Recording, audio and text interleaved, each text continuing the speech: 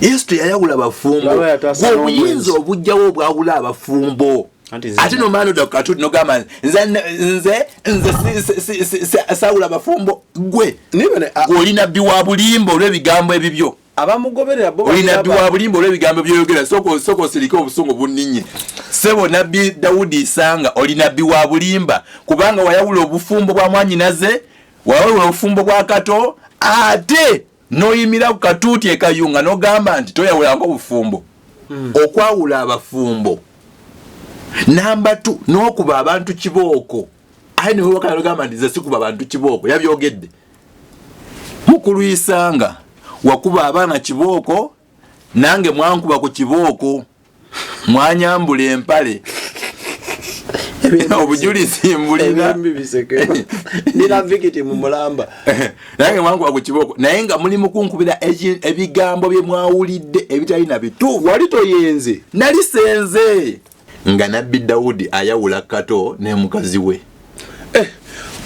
one yebase wansi awakola kyawo wansi awo yali ayagala kusonyiyibwa nani teka yakatambi one yebase wansi omusajja omukulu ye Kato Kato olaba yafa n'okufa bambi olwamujjako omukazi pressure ne zirinnya obulamu ne bukyankalana paka musajja bwe yava mu nsi kye yali akola ng'agezaako okulaba nga nabbi asonyiwa kye yali agezaako kweyala mu ttaka okwebaka mu ttaka nabbi asonyiwe bamuwe mukazi we katato n'omukyala afukamidde ku sayidi za kuno ku mabbali ga Kato nga naye alinga akola bw'ati oye mukazi we tafa nayo nti omwami wange oye mukazi we ng'omukazi bamugamba Dawudi yagamba ebigambo ndowooza obiwulira ku katambi kano nga ayogera agamba omukazi njamukotolako omukazi ono ndina ebivubuka byange magumba nebamuleetera magumba namuwa ekindazaawo namuwa soda nga woli mukulaba mu katambi ogenda okulaba mu katambi so eriyo statement gyakoze nako bambu nsoba ne mu church tiri kwendamu nkubinzeemu yagamba mu kanisa nkutwairemu kino kikyamu nnyo ono kyakoze kikya kanfuina omukyalo omulala kakati bino byendi mu kwogerako mbinako obujulirwa kubanga nabirimu otuukayo ng'omuko omulala yatudde mu lujja era n'oli enkoko ey'okubiri era nefunendio anti kati nali simanyi by then wali under that leader nawe walimu ekanisa nali sinnaba nali navaamu naye ng'enkoko zaffe zo zirya nali navaamu naye nga bino ebyokwawula abafumbo n'okwawula families nga tebinaba kujja nnyo tebinaba kumeruka nnyo ate nali nkyali amakya mu byawandiikibwa kakati ne bampita ng'omuko era nenzamu nengaba era ne tulya emmere era olunaku olwo mwannyinaze anzirako lwe yazaala abaana abalongo abaafa bamaani bafa bambi ne tuvuga emmotoka nenvuga emmotoka dabo kabini ne ntuzidde ejjinja etulambula mwannyinaze yali azadde abaana abafudde tumusaasira ne tumubeererawo kakati omuyondo omuguwa gw'emiyondo 3 gwe gulimu omwami omukyala ne Katonda ontegeera kakati Katonda abeerawo awo nga bakugatta bwe bamala okugatta tekyetaagisa muntu yalina kuyingira mu kugattibwa okwo kobeera oli musumba kobeera oli nabbi tokkirizibwa kuyingira mu maka ga muntu kugaawula yawula ate bebaze gyendi nze mukulembeze nze ndiwo kulungamya era nze ng'omukulembeze siriwo kusalira muntu musango yagamba nti teri yamutuma kuzimba kanisa era talina muntu gwatunuulidde nti ajja tutambula ku pressure ye si mutuufu awo kuba yakolera Katonda is right but not correct kakati tebayita prophet aba alagula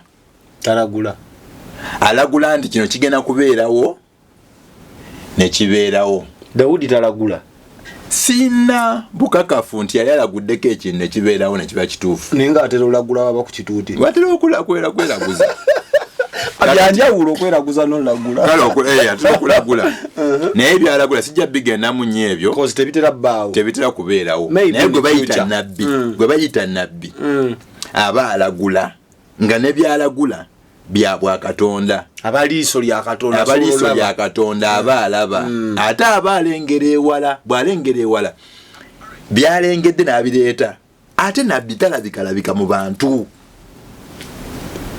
ate nabbi okusinza ku nsengeka ya Bayibuli nabbi alina okuba n'omusumba. Yes. Export TV to the world.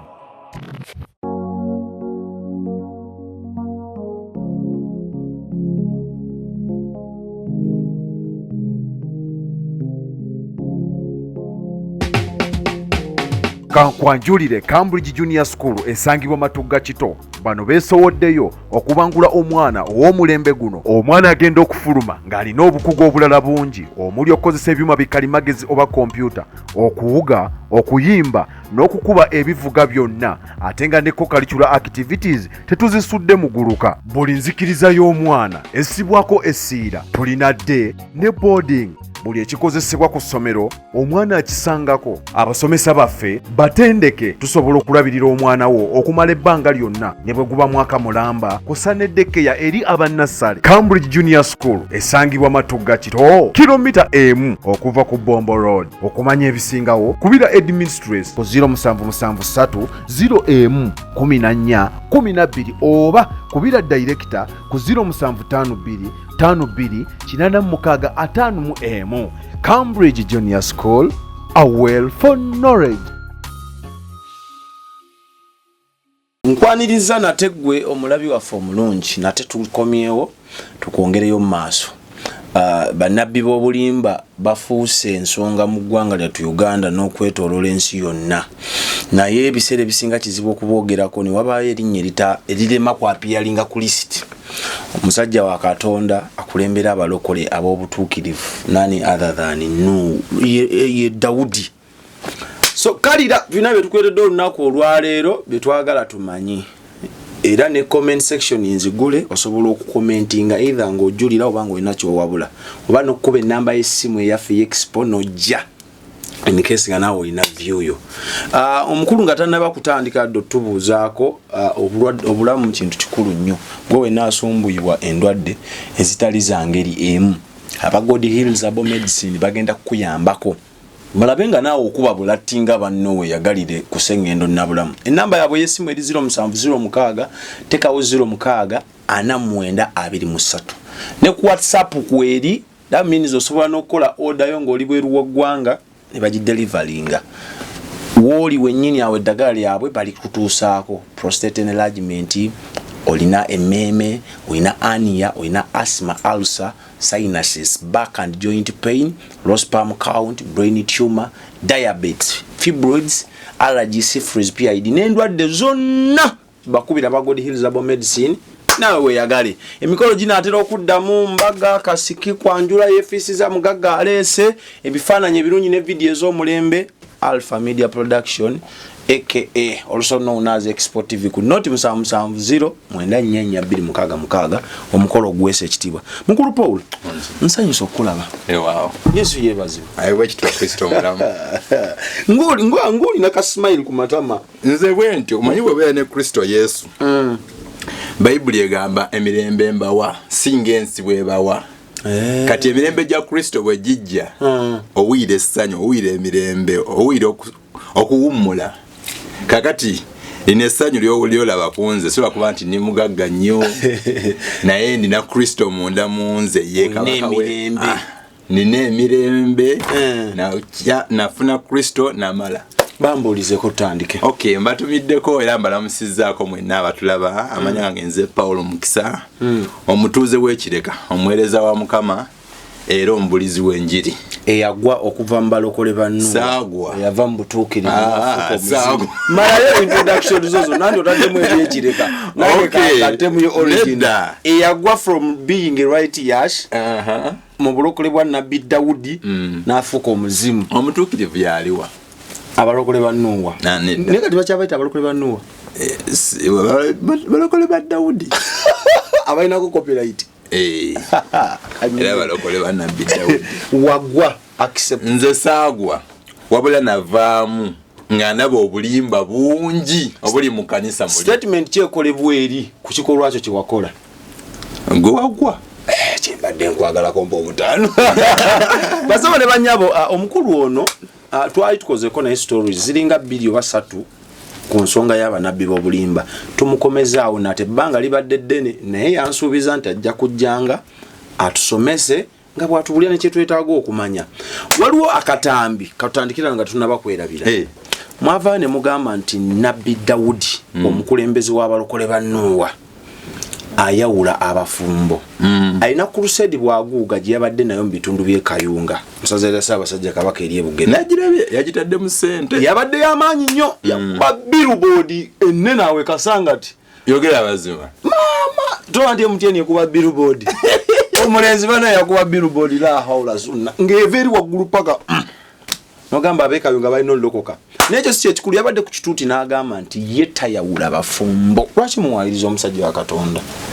Ngakati Bayibuli egamba nti amazima gayitufuula ab'eddembe. Yagatuwadde. Ngeyatuwadde tiyatuwadde mazima, yatuwadde bulimba. Lwaki? Yatuwadde bulimba. Era ddani akatambi ako genda katuzanyiramu. Yatuwa bulimba. Kubanga tebyabaddewo jjo. Yatuwa bulimba. Muganda wange nze Kamakoogera mukulu wa maama wange era mba amuyita maama. Yes. Kati yebaka Mukama amuwumize mirembe. Ayina muwala bamuyita Sara Musubika. Sara Musubika ondaba. Oli kumbona. Bali kubona. Sara Musubika aba ku Kamuli Modo. Kamuli Modo ye treasurer ye cashier ayina emirimu gy'akola gya administration mu kusomero eryo. Kubanga essomero lyako jja wange. Okay. Oba kojja waffe. Sara Musubika nze yamugaba. Gwe yali omuko. Nze yali omuko mu 2010 enamutumba. On record. Nengabo omwana muwala oli n'afumbirwa mwana munne. Mwana munne yali musomesa nga ne Sara musomesa.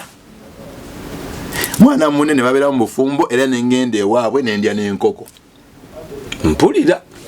Munnange wayitawo ebbanga ttono nnyo lya myaka nga 2-3 ne batukakasa nti munnange Sara tazaala. Abasawo. Omuzadde omwami yajja n'aleeta kweri oba yajja n'aloopa. Nagamba nti omwami oli omukyala tazaala. Mukoddomiwo. Yaloopa mu kanisa. Mbadde ma yaloopa mu kooti. Mu kanisa eyo ya Nabbi Dawudi. Aloopera basumba. Abamugatta. Mpulira. N'amukakasa n'agamba nti bw'obanga mukyala wo tazaala nze ndina obuyinza obukwawula. Ani akakasa? Simanyi ani yakyogera. Naye we nakasa nti bakyogera. Mpitibwa omulundi ogwokubiri. Gwenge yali enkoko sesema. Nze yali enkoko. Si kusesema. Mpitibwa omulundi ogwokubiri. Nti ate Sara yafunye omusajja omulala. Sara ye yafunye oba omuko ye yafunye? Sara mwannyinaze nze gwe nfunanyizibwako. Yafunye. Nti yafunye. Bamuwadde omusajja omulala. Nembuuza ate obufumbo bwasooka nagamba nti omwami yaleeta kwerizi ne babaawula omwami n'afuna omukyala omulala ne bamuwa omukyala omulala teyaggwa tiyava mu kanisa naye yafuna omukyala bamufuna omukyala omulala ne muganda wange n'amufunira omwami omulala bonna ne basanyukira decision both parties. Kakati mu kanisa y'abanabbi b'obulimba nabbi ate ono si nabbi. Nkiteeke ko tukimuwe kuba kiki yakikolera. Ono si nabbi. Gwe bayita nabbi nze kati ni musumba. Ekinfuula omusumba kulabira ndiga za Mukama waffe Yesu. Ndi musomesa. Ekinfuula omusomesa nsomesa Bible. Yes. Kakati wali ababuulizi banjiri. Nga ye evangelist. Omubuulizi w'enjiri aba mubuulizi wa njiri nga muvubi wa myoyo. Yes. Ontegeera. Kubirabe ebyo byebitaano bye tulina. Kakati tebayita prophet. Prophet aba alagula. Alagula nti kino kigenda kubeerawo ne kibeerawo. Dawudi talagula. Sina bukakafu nti yali alaguddeko ekintu ne kibeerawo ne kiba kituufu. Naye nga atera olagula waba ku kituuti. Watera okula kweraguza. Abyanjawulo kweraguza n'olagula. Kale tukulagula. Naye byalagula sijja bigenda mu nyebyo. Cause tebitera bawo. Tebitera kubeerawo. Naye gwe bayita nabbi. Gwe bayita nabbi. Aba alagula nga ne byalagula bya bwa Katonda. Abaliiso lya Katonda. Abaliiso lya Katonda aba alaba. Ate aba alengera ewala, bw'alengera ewala. Byalengedde n'abireeta. Ate nabbi talabika mu bantu. Ate nabbi okusinza ku nsengeka ya Bible. Nabbi alina okuba n'omusumba. Yes. Goli wakubiri nga bakiŋŋamba. Buli bw'olaba nga nabbi nga yakulembera ekkanisa oyo muteeko question mark. Waliwo ne yakiŋŋamba nti nabbi kasola be kanisa ngeri under nabbi it's a false. It is a false church. Okuva mu byawandiika okuva mu ndagaano enkadde okudda mu ndagaano empya tetulaba nko kanisa oba mulembe nga gukulemberwa nabbi. Mpulira. Buli mulembe nabbi bw'abeerawo wabeerawo kabaka amulungamya. Abeera under certain leadership. Abeera under certain leadership. Kakati buli bw'olaba ng'omusumba omuntu yenna alina ng'agamba nze ndi nabbi. Okay. Ate nze mukulembeze. Ate nze CEO. Oyo question mark agiteekeko. Tekibanga nawokko mu byawandiikibwa. Mukulu akimanyi bwe kito naye. Simanyi. Omanyi? Bayibuli egamba nti abantu bange babuze olw'okubulwa okumanya. Bayibuli egamba nti kubanga oganye okumanya oyo Koseya 4:6. Kubanga oganye okumanya nange nja kugaana okubeera kabona omutuufu. Kati buli bw'ogaana okusoma Bayibuli n'ogitegeera obulungi otandika okufuuka kabona omukyamu. Kati simanyi oba akimanyi oba takimanyi. Tudde kwawula obufumbo. Munnange ne bampita. Nalina dabo kabini nenjivuga nengende ebuga ya mu Busoga. Nze kennyini kamwa koogera nenkwata omuko bupya kuba bakyala bakyala ne bakola okwanjula ate balina obufumbo bayita obufumbo bwa Isaaka. Bwe butyo obwo. Obufumbo bwa Isaaka babukolera mu nnyumba oba bubeera tebera wabweru tebera wabweru. Omanyi Isaaka bwe yali afuna Rebeka tebakuba bidaala. Bakisimbulizaawo. So ne wano babeera n'obufumbo bwa Isaaka. Nsose buwuliramu mmwe. Ne mu Bayibuli mwe buli mu lubere ebiri abiri mu nnya. Era bukkulizibwa ne mu gundi endala enzikiriza endala tebulina tabu. Naye Bayibuli egamba nti Mukama kyagassa awamu tewabanga muntu yenna akyawula. Era obujulirwa omuguwa gw'emiyondo 3 si mwangu gwa kumenyeka. Kakati omuguwa gw'emiyondo 3 gwe gulimu omwami omukyala ne Katonda. Ontegeera? Kakati Katonda abeerawo nga bakugatta. Bwe bamala okugatta tekyetaagisa muntu yenna kuyingira mu kugattibwa okwo. Kobeera oli musumba, kobeera oli nabbi, tokkirizibwa kuyingira mu maka ga muntu kugaawula yawula. Ate bebaze gyendi nze mukulembeze. Nze ndiwo kulungamya. Era nze ng'omukulembeze siriwo kusalira muntu musango, ndiwo kulungamya. That's number 2. Nze ndiwo kutereeza nsonga. Nsolo gamba omuwala nti munange omukyala omwami bw'aba akukuba for your life, for your safety.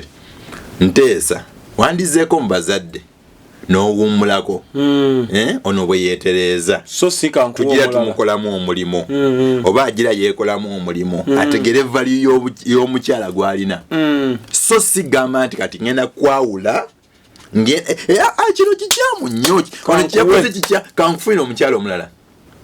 Kakati bino byendi mu kwogerako mbinako obujulirwa kubanga nabirimu. Otuukayo ng'omuko omulala yatudde mu luggya era n'oli enkoko ey'okubiri era nefunende anti kati nali simanyi. By then wali under that leader nawe walimu ekanisa. Nali sinnaba nali navaamu naye ng'enkoko zaffe zo zirya. Nali navaamu naye nga bino ebyokwawula abafumbo n'okwawula families nga tebinaba kujja nnyo tebinaba kumeruka nnyo ate nali nkyali amakya mu byawandiikibwa. Kakati ne bampita ng'omuko era nenzamu n'engaba era ne tuli emmere era olunaku olwo mwannyinaze anzirako lwe yazaala abaana abalongo abaafa bamaani bafa bambi. Ne tuvuga emmotoka nenvuga emmotoka dabo kabini ne ntuzidde ejjinja etulambula mwannyinazi yali azadde abaana abafudde tumusaasira ntumubeererawo ekiri ekyo bwe nali nvuga omu ku baali emabega ku double cabin omanye abantu bano beeraguza nnyo abali mu church abali mu kanisa omu ku baali emabega ku double cabin n'ayogera ne maama nga n'agamba Pawulo no mwegendereze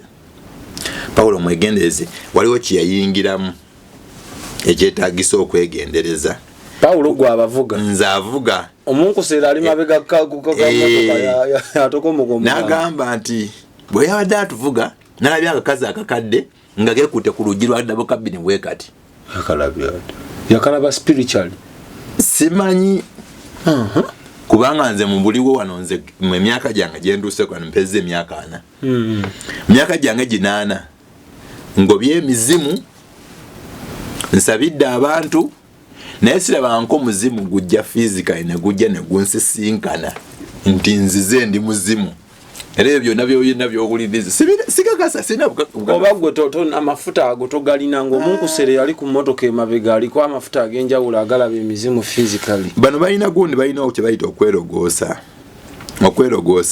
kye kintu okupangapanga ekibooziboozi n'okifiitingawo nekiraba ng'ekituufu bw'obawulira gwe ki ekyakugira mu bwongo ng'obavuga bali waggulu emabega eyo batema omugamba ate mbiwulira after nga tumaze kuva mu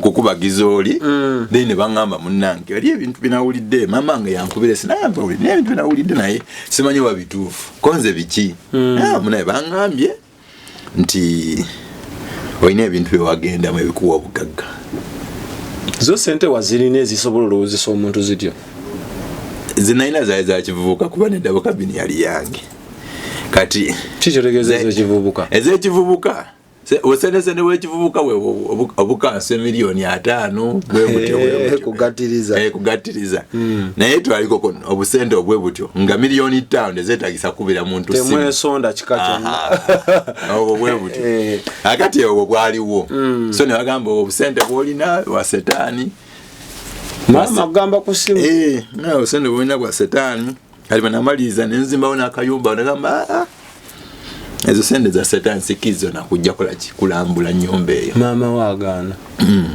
tudde ku mulamwa akati okwawula abafumbo mu kanisa ya Nabbi Dawudi kwava dda ontegeera mpulira era yali ayawudde ku bafumbo bino byenjogerako nze nabirimu waliwo akatamiko genda otupuleyingira ssebo nga Nabbi Dawudi ayawula kato ne mukazi we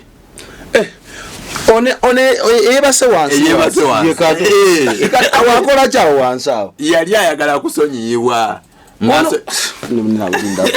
nalitekayo akatambi ono yebase wansi omusajja omukulu ye kato kato gwolaba yafa n'okufa bambi olwamujjako omukazi pressure ne zirinnya obulamu ne bukyankalana paka musajja bwe yava mu nsi kye yali akola ng'agezaako okulaba nga Nabbi asonyiwa kyeyali agezaako kweyala mu ttaka okwebaka mu ttaka Nabbi asonyiwe bamuwe mukazi we katato n'omukyala afukamidde ku sayidi za kuno ku mabbali ga kato nga naye alinga akola bw'ati oye mukazi we tafa nayo nti omwami wange oye mukazi we ng'omukazi bamugamba Dawudi yagamba ebigambo ndowooza obiwulira ku katambi kano nga ayogera agamba omukazi njamukotolako omukazi ono ndina ebivubuka byange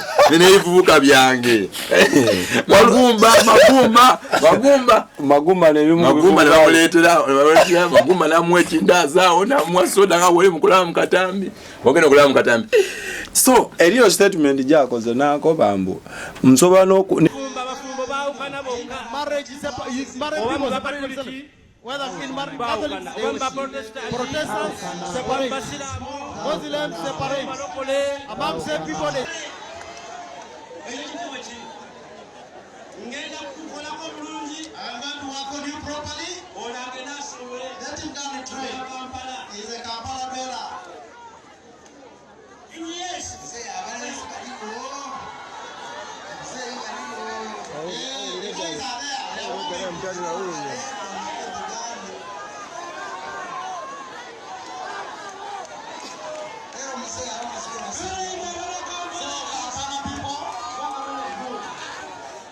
Yesu yebale muzeeyi. Oyo muzeeyi atawuliriza kigambo kyo. Tetuyinza kuŋŋaana naye mu kanisa ey'Ekawempe oba mu kanisa yonna mu Kampala. Kuba Bayibuli egamba nti ndi watumira nnabbi naye atawuliriza nnabbi ndi mulanga ekyo. Now he's given a red card. My eyes is sharp everywhere. Praise the Lord. Carol, Talk at all. simwagala mu kanisa. I don't want him in the church. Tali wavunanyizibwa. He's not responsible. Okay, ndowooza asigale mu kanisa gy'ayagala. Okay, let him remain in the church. Naye I want. omukyala agenda mugaba.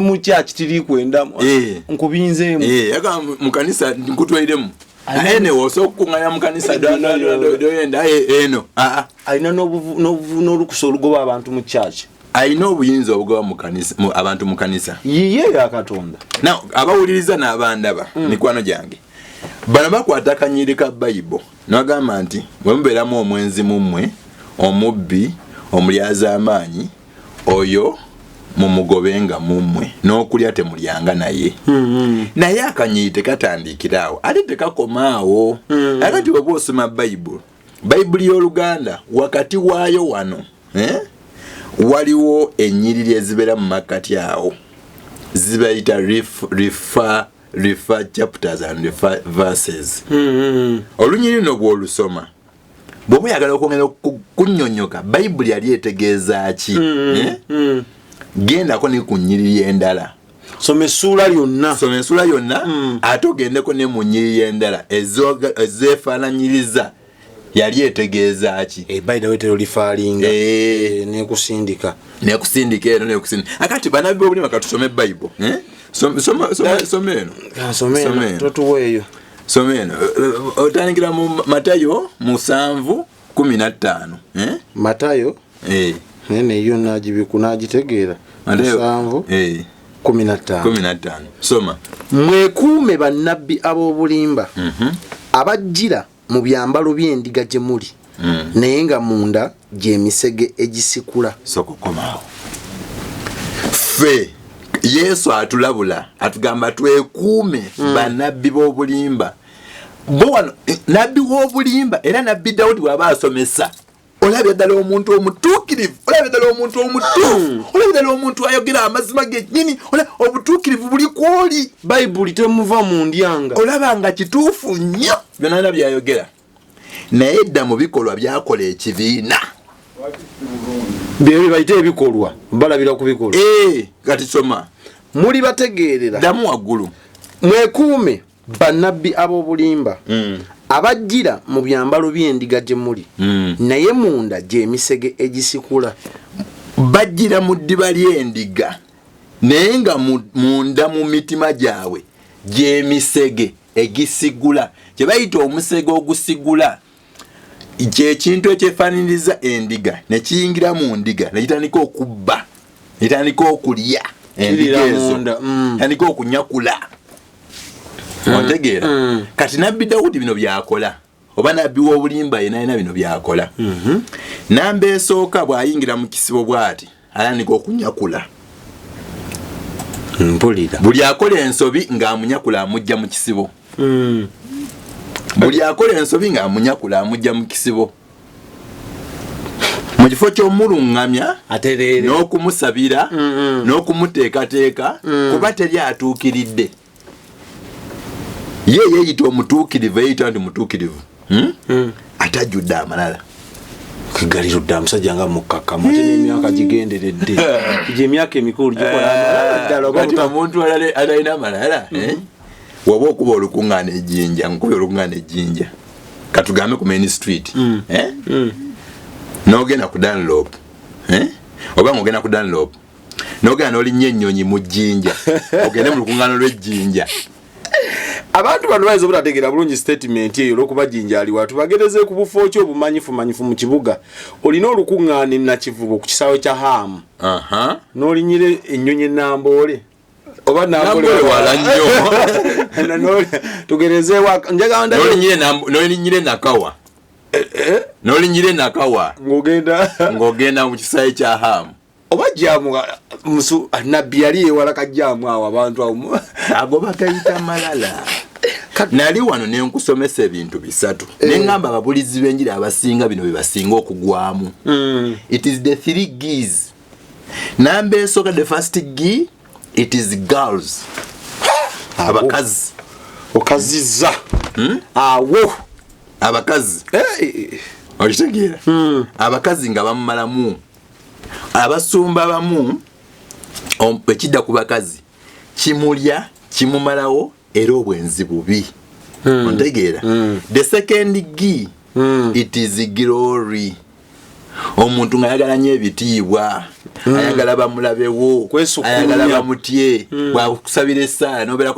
bwakusabira essaala nekikwatayo Mukama n'addamu essaala ayagala ogulumize ye akati Mukama alina ebintu byatagabaana bantu bw'aba akoze ekintu mu muntu ng'akozesezza gwe Mukama ekitiibwa kya Mukama tagabana kitiibwa na muntu yenna era buli yegezaako okutuula mu kitiibwa kye oyo enkomenkereza ye mugirinde era enkomenkereza y'omusajja ono mugirinde kubanga omusajja yamuwa entebe yatugamba bamuyita Nabbi Yoswa yatugamba oyo mumwetegereze oyo Abusalomu Yoswa ye Mikolas Mafabi yatugamba oyo gwe mulaba oyo Abusalomu yali mutabanyi wa Dawudi yali musajja yali owekiwa gwe omusajja ow'amaanyi omusajja ow'embavu naye Abusalomu yatandika okuyekera taata we Abusalomu n'ayagala okwebaka n'abakazi ba taata we era yeebaka nabo mu maaso g'abakulembeze Abusalomu n'afuuka ekirala akati ono omwami ebimu ku byakola amalala gali kakati amalala buli muntu alina amalala naye waliyo amalala agoonoona ennyonyo giri nnyo otya okuva ejjinja ng'ogenda mu jjinja ate jjinja ago gaali malala jjinja temuli nnyo jamu okitegeera ago malala nakati ekyokubiri kye bayita third G it is gold oba feeza ono omuyaya ayagala ssente zimba omulimu gwa Katonda ate bangamba alina abaana baalabirira kale ate n'abalabirira ntolina ssente musajja ayamba bakateyamba yes ekitiibwa n'ete tukiddiza Mukama yeebale kulabirira baana kuba eriyo naye ate yakabeera mu ntebe emyaka 15 abakulembedde myaka 15 mugina emyaka 15 tewaliyo kanisa n'emu gyazimbye neggwa okujjako enenene bwaguuge n'atera eri ekanyanya mulaba ekizimbe nga wakayisa akamwesi kyemutategeerera tekiri kanyanyaawo kalina waggulu bwoba odda gayaza eri ku mukono gwa ddyo bwoba ova gayaza eri ku mukono gwa kkono ekyo ekizimbe kimaze emyaka emeka simanyi nze ndaba kizimba kati ekizimbe ekimaze emyaka egisoba 10 nga kiri awo kale kimaze emyaka egisoba 7 nalaka akatambi ndakizimba nkimalirize kodi kibalume abanyege yayogeramu yayogera n'agamba nti teri yamutuma kuzimba kanisa era talina muntu gw'atunuulidde nti ajja tutambula ku pressure ye si mutuufu awo kuba yakolera Katonda is right but not correct. Do you believe What? that it's possible to cure from diseases like fibroids, hernia, prostate enlargement without surgeries? Yes, it's only possible with God Heals Herbal Medicine. We also have medications against ulcers, prolonged constipation, hemorrhoids, syphilis, gonorrhea, back and joint pain, low sperm count, high blood pressure, sinuses, UTI, asthma, allergies, sickle cells, low immunity, liver infection, kidney infections, etc. We are located at the entrance of New Tax Park, Hijab City Arcade, shop number GF34. We also offer banking agent services. For more information, call +256 70 60 64 923. God Heals Herbal Medicine. Kaze mu mulimi olwangu ngutambule na mutuufu naye si mutuufu. Manyi Oluganda lulina gundi lulina ebigambo bitono, Oluzungu lulina ebigambo bingi. Is right mu njogera ye naye kyayogerako si kituufu. Badde ne mu Luganda tulina amazima n'ekituufu. Akati Nabbi Yoswa Nicholas Mafabi yabeera ku ntebe emyaka 10 gyokka 10 gyokka nga ye mukulembeze w'okuntikko kwe tutunuulidde. Mu myaka 10 yazimba amakanisa 12,000.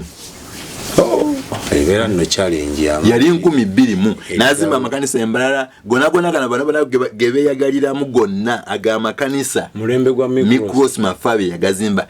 Tewaliyo kanisa yonna Nabbi Daudi, Isanga, Frederick Nankola kibadde kyetaagise kyana Nankola batta ye taata we kalegera baazi teri kanisa gyazimbye, talina kanisa gyali azimbye ne bayingira. ate lino oba azikola renovation nga yazinyiriza ziri mu nsiko ziri bubi ziri bubi. Nali Paris anadwire ekanisa ne amakanisa ge nayitako ne ngamba naye Mukama oba bunafu bwaba abagakulembera kuba najja omwami ono katudano point nti sente zisondebwa naye sente nga bwe zisondebwa nze nganze alaba omutunulizi w'ensonga nze ntunulira ndaba butwa binengamba nti zino sente zisondebwa naye zigasa omuntu omu. Ani sijja kumwogera obadde yala mwogere Nabbi Daudi obadde yala nyogere era tomwogere sijja kumwogera naye zisondebwa ne zigasa omuntu omu nti omuntu oyo omu yasinga obugagga mu universal. Kamala byonna si kuba nti mukozi nnyo okusinga abalala naye kubanga sente azisolozezza mu balala ezandibadde zikola omulimu na Nicholas gwe yali akola ne ziba nga zikola mirimu gye. Ekisinga okunuma mu bintu bino era ekindeese ku media olunaku olwaleero ziri ensonga bbiri.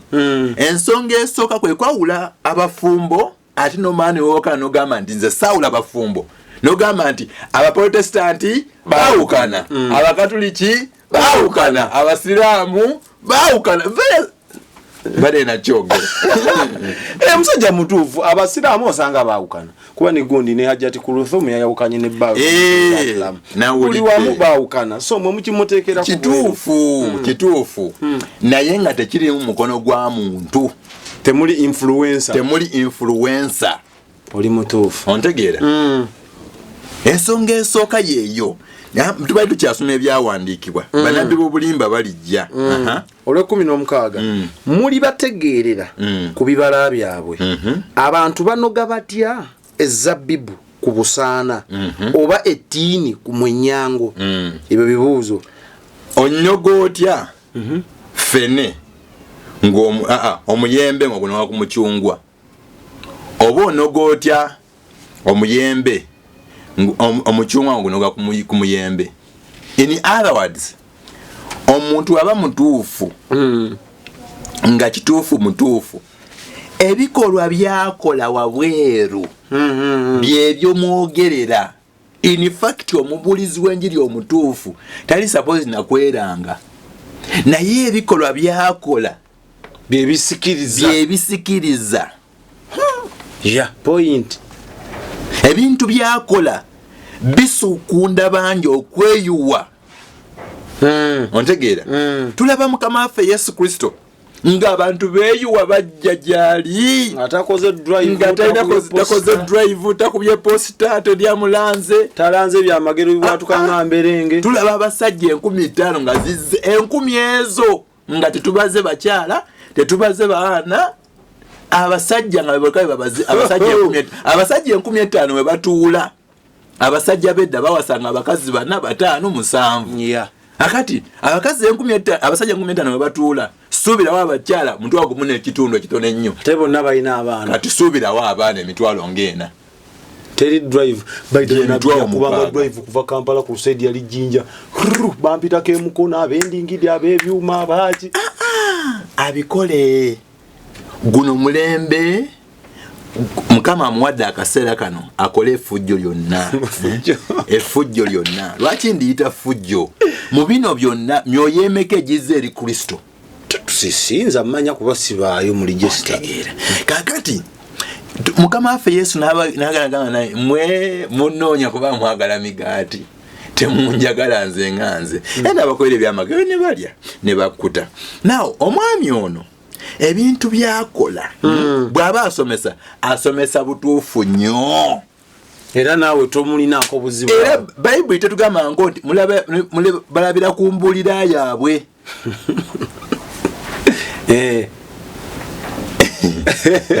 Era enjigiriza ye Bayibuli tenayo osobola omuwaka tiki negamba nti muli balabira ku mbuulira yaabwe ebigambo ebibavaamu. Naye ebikolwa omuntu byakola. Number 1 okwawula abafumbo. Number 2 n'okuba abantu kibooko. Ayi ne wakagamba nti ze sikuba abantu kibooko yabyogedde. Mukulu Isanga wakuba abaana kibooko nange mwankuba ku kibooko mwanyambula empale. Obujulizi mbulina nina vikiti mu mulamba nange mwankuba ku kibooko naye nga muli mukunkubira ebigambo bye mwawulidde ebitalina bituufu. Wali toyenze nali senze wali tolidde nze gwolaba nze kamwa koogera ayogera namwe nga Kristo ye mujulirwa wange. Nze namala senior 6 nga segatanga nako na muwala yenna nengenda ku university nga simanyi bakaze bafaanana. Wakulira wataata naffe twale abaana. Nze mama wange mwebaza ogwe webaza yetaga kuwuliza. Nze mama wange mwebaza era Harriet Kyobula ebulopa wona woli mukwano gwange webale kunkuza ebale kuntaku maani kuba nti nfuuka omusado w'omugaso neyanzege. Mama wange yantaku amaani nga tayenda mukazi yena muwala yena kunsekera. Mama wange yantaku amaanyi mangi nnyo nga tayenda oyo noneke. Era okuyita maanyi ga mama wange ze mpisa ze nnina. Sisobola kuvuma Nabbi Daudi, sisobola kumuvuma nga baye bamuvuma. Abala bamuvuma ne bamuwemula ne bakola ki oyo omuntu mukulu. You respect him. I respect him. Naye nze kwogera ku bintu ebikyamu eby'emirundi 3 ebibiri ebisinga okunnuma. Namba esooka kwawula abafumbo. Namba ey'okubiri kwawula families. Kubaira na oli victim. Nze nange ndi victim. Mama wange soya kumuwadika sukali omukazi ya mama wange yabona. Okubafuula kyemuli. Ne mulaba nga asibye ebikwanso. Nze nsome. Esikali najitekamu ebikwanso bwati. Anonya akasente. Nga sente zonna nga bwazifuna zigenda ku ssomero. N'ensomero amasomero amalungi lwa mama wange. Mama mbeerawo nanjulawo omubiri. Kati ekisinga okunnuma kwe kuba ndi saawa zino nnako kasente.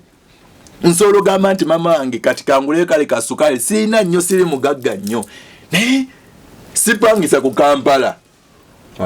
Nazimba. Ndina wenkonkona. Emizigo egitali ebire gitali 3. Akati kitegeeza ndina obusobozi obeererawo mama wange. Okumuwa katono ko. Okubeerako ne kyemuwa. Naye mama nabanga sina na kintu kyange nsobola muwa. Lwaki?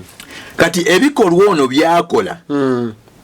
Yesu gwe mumuli. Era ekigambo kya Katonda gwe mumuli. Buli mubuulizi yena alina omutuufu gwatunuulidde era gwagoberera. Yesu kyataakola gwe toli supposed kukikola. Era buli bw'okikola oliko question mark ey'obwanabbi bw'obulimba. Yesu yatugamba nti tuwe tuli mu manya tulikola bingi n'okusinga byakola. Yes. Bayibuli eyogera ekyogerako. Naye Bayibuli eyogera mu Timoseewo ekyokubiri nti ebyanikwa byonna biriwo olw'okuyigiriza, olw'okulungamya, olw'okutukuza, olw'okutereeza omulimu gwa Mukama waffe Yesu gubeere nga gutambula bulungi. Okitegeera? Now bw'oba omuntu ali mukubulira ekigambo, nze nkugambye Pawulo yayogera n'agamba ne bali bamalayika ne bw'aliba nga ali omu ku ffe naye nga tabuulira Kristo ono gwe twababuulira oyo temumuwanga matu. Mwesonyi. Yesu teyayawula bafumbo. Tekirabanga nako. Yesu teyayawula bafumbo. Obuyinza obujjawo obwawula abafumbo. Ate no maana dokatu nogamba nze sawula abafumbo gwe. Olina biwa bulimbo olw'ebigambo ebibyo. abamugoberera bo oli nabbi wa bulimba olw'ebigambo byoyogera soko sirika obusungu bunninye sebo nabbi Daudi Isanga oli nabbi wa bulimba kubanga wayawula obufumbo bwa mwanyinaze wayawula obufumbo bwa Kato ate noyimira ku katuuti ekayunga nogamba nti toyawulanko obufumbo nabyo badeera biddi no ono yayawula obufumbo bwa Kato Katonda akatambi nange nakalabye musajja atunga yebase ku ttaka bwati nkugambye ono Abusalomu yava ku nnono z'abataata be kubanga nabbi Nuwa ebyo yabikolako ontegeera nabbi Nuwa ebyo yabikolako nabbi Yoswa eyamukwasa entebe ebyo yabikolako ontegeera abate kwali kuyitibwa kwabwe kakati nkubuulireko Bayibuli eno etuwadde ekyokukola etugambye nti omuzabibu gumera gutya ku munyango ontegeera tosobola kunoga muzabibu ku munyango omunyango guba gufumita guba gukaawa guba mululuuza ontegeera gubirako amaggwa togujjaako kibala kyonna kakati bino ebikolwa bino bataata baba bamukuza mu njiri tebabikola yabijjawa kubikulirwa okwawa naawe kankubulireko mbabuulireko kino buli kubikulirwa kwonna era okyazaana abasumba bangi mbalaba era buli muntu ajja wano ku Expo TV n'ayogera byayogera naye nga tayibaaki nga nabyawandiikibwa oyayiko question mark wanje tewali kubikulirwa kwogenda kubikulirwa nga kusuka ebyawandiikibwa